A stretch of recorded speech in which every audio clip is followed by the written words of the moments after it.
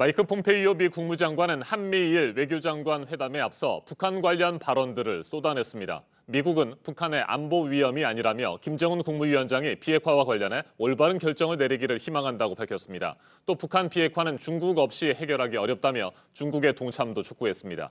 그런데 미국 재무부는 북한 노동자들을 해외로 파견한 북한 기업과 중국 내 숙박시설을 제재했습니다. 북한을 향해 강원 전략을 동시에 쓰고 있는 것으로 풀이됩니다.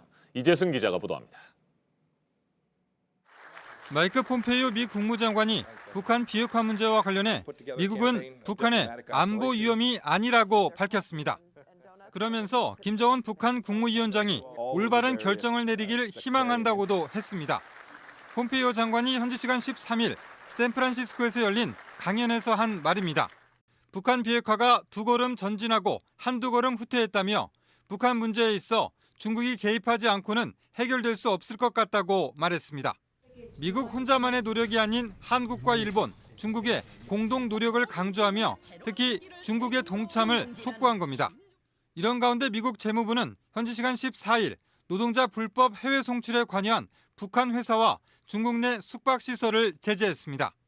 유엔이 정한 북한의 해외 파견 노동자 송환 기한이 지난해 12월 22일 만료된 이후 미국이 처음으로 제재에 나선 겁니다. 스티븐 무누신 미 재무장관은 북한 노동자들의 송출이 유엔 제재 위반 속에 북한 정부의 불법적 수익을 증가시킨다고 지적했습니다.